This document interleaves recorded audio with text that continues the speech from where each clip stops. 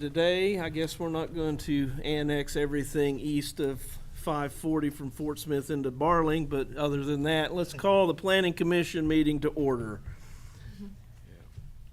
Happy April 1st, everybody. All right, has everybody been able to look at the minutes for February 5th? Yeah. All right, before we do anything else, we're going to do a roll call. Okay. James Hamilton. Here. Wayne Bryant. Here. Ron Cherum. Here. Greg Murray. Here. Brock Ellis. Here. James Davis. Here. All right, we have a quorum. Now, how about a motion to approve the minutes from February the 5th? I'll make a motion to approve the minutes. We got a motion from Brock and a second from Ron. All those in favor say aye. Aye. All right, all those opposed the same. All right, motion passes. Old business, consideration of the final plat for the cottages on Strozier Lane, Phase 2. Mr. Steve, take it away. All right. In your packet, there is a miniature of the south tier of lots for Phase 2 of the cottages on Strozier Lane.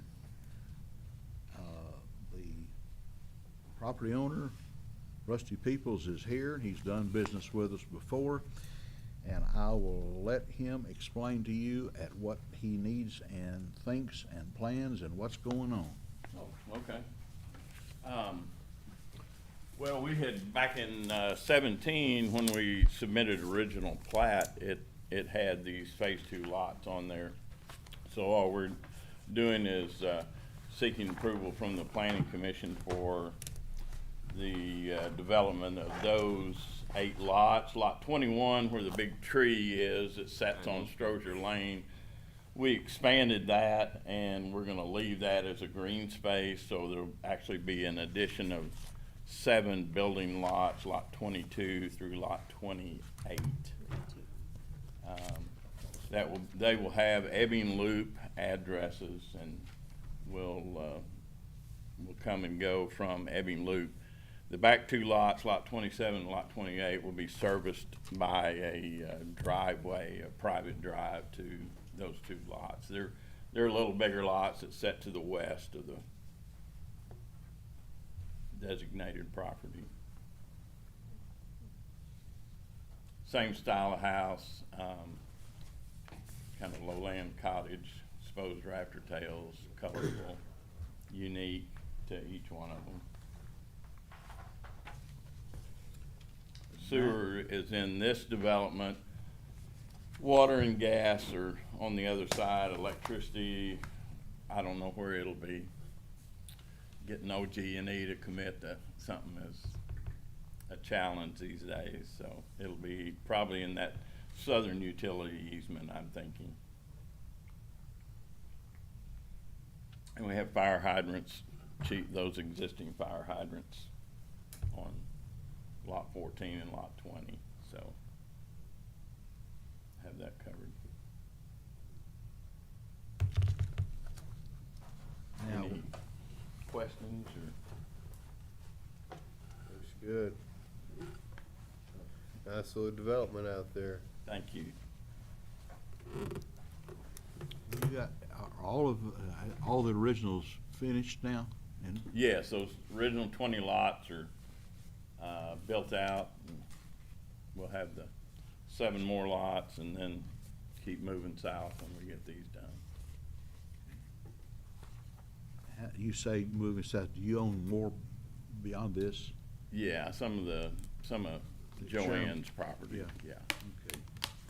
And my thought is, just kind of as a heads up, is to put another loop in there, maybe Sharon Loop or something like that, to mirror this. So there'd be another 20 lots to the south. And hopefully by then I'll be ready to retire. Or my wife will be ready to retire. When you marry these younger women, you know, you just. I can see on this colored shot here, Rusty, that actual, it looks like your next 20 acres, you're probably gonna be within 40 to 50 feet of the Sharon property. that's theirs now? The house that where, Mary Ann and Well, Joanne live? it will, so I own the 3.2 acres that I bought from Joanne before she passed, and Mary Ann still has, but we're working on that, 1.2 plus a house. And she's gonna need some time to, I know she's not getting around good at all. yeah, she's not, so I'm just trying to work with her. Matt, do you have anything with water and sewer ready? All right. Matt and I talked about, the water will be on that, the water mains on that other side, and we'll bore under having to access that, so gas and water on the other side, sewer is on the south side.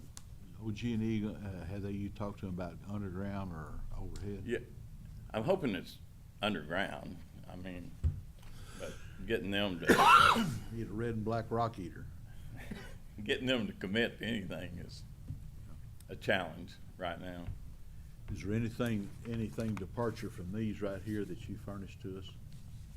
These folks have only seen the site plan, they haven't seen the details of the housing that's gonna be there. This is one that you,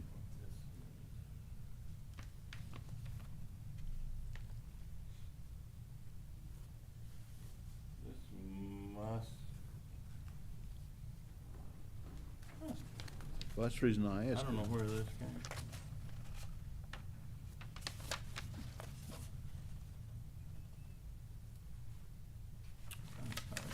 I figure they're gonna be similar to what's already put up, right? Yes, yeah, same, Well, same elevation, yeah, this was back in 18, the sugar berries, so that'll be one of the plans again, if you okay.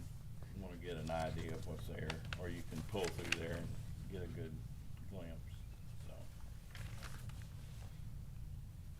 Yeah, okay. They, I don't know where you came up with well, you furnished it, and so I, that. Deep in one of your files, huh? yeah, we had it there, we looked at it, Kim found it in the stack in there. Oh, okay. In my pile? In your file, yeah, Yeah, okay. yeah. That's how, when, she didn't pitch anything out. Good, Okay. good. Now, All righty. Does anybody have any other questions about it or anything? Do y'all wanna come and take a look at it's basically gonna be similar to the same, housing that's already put up on the north side of. But if y'all wanna come look at them, Steve's got the copies of the housing possibly that's gonna go up. So we need to take a vote on it. Does anybody like to make a motion for the final plat for the cottages on Strozier Lane, Phase 2? I'll make a motion to that effect. Ron's got a motion. Do I have a second? I'll second. All right, Wayne seconds. Let's do a roll call vote. James Hamilton, Yes. Wayne Bryant, Yes. Ron Cherim, Yes. James Davis, Yes. Brock Ellis. Yes. All right. We are good for the final plat. Thank you all. Appreciate you. Thank you for coming. Okay. All right, we don't have any news business. we, I know you've got a report, and then I've got a comment that I'd like to make.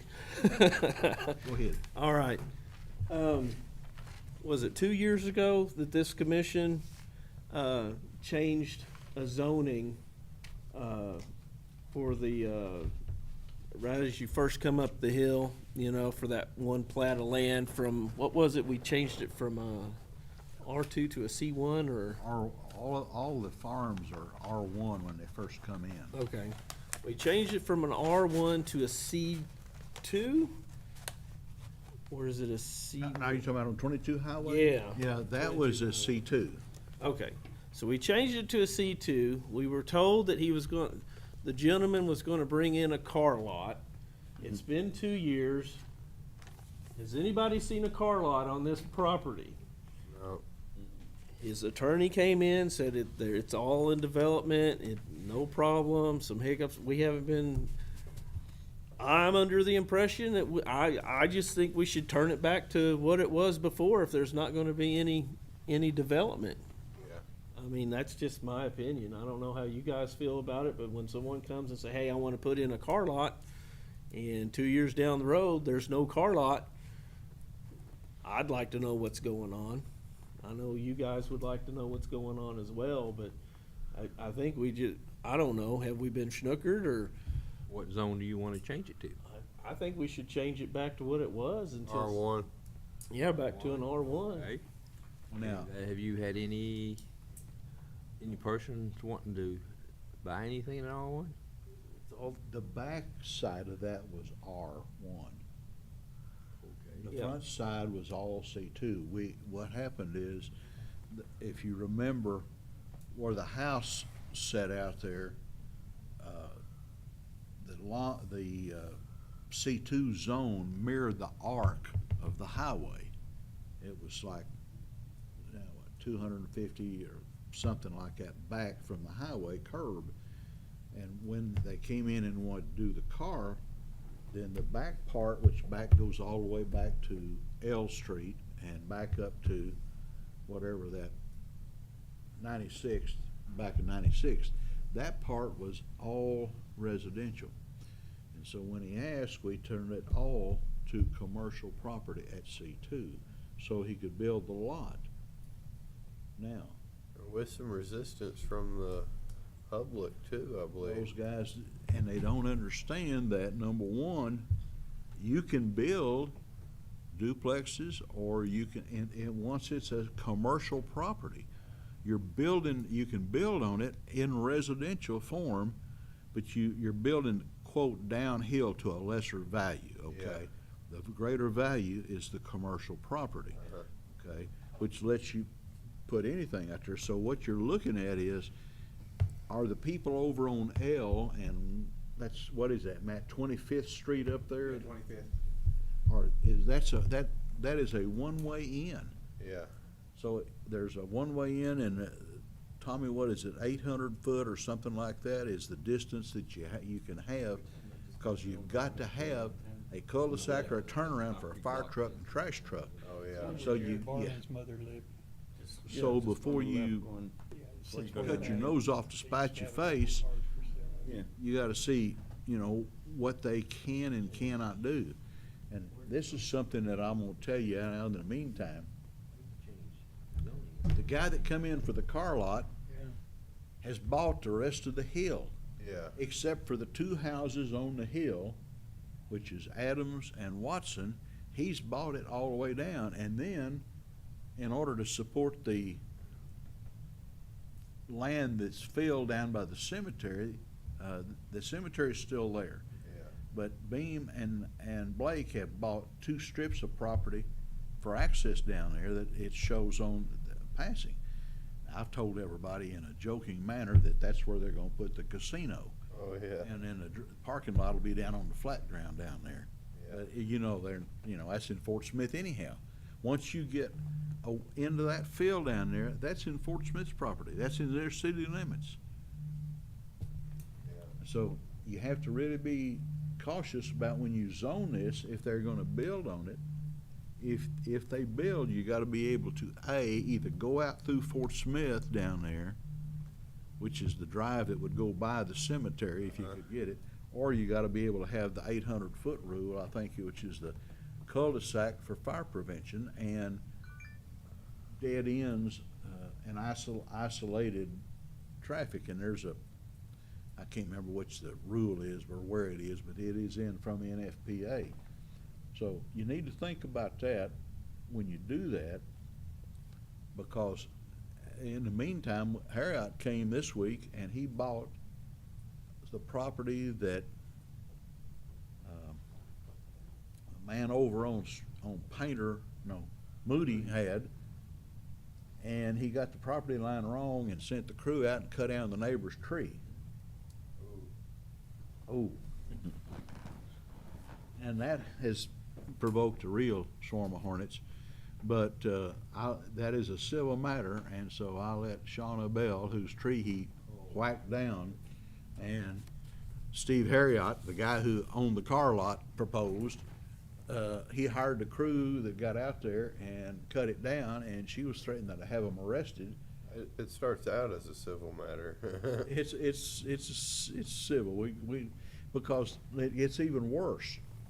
And y'all are here, and I'll tell you, instead of finding the lot in he had a packet he bought it like through HUD, okay. Instead of finding the pins or having it surveyed, he asked the neighbor, and of course he's Iranian, he's not from here. But the neighbors told him, yeah, that's the pins right there. Well, it wasn't the pin right there. They give him one about 25 or 30 feet the wrong way. Oh, hey. And the real property line was like as Shauna Bell said, it is 9.7 feet off her house. Well, the satellite photo shows it's 10 foot, okay? I'm not gonna argue with it.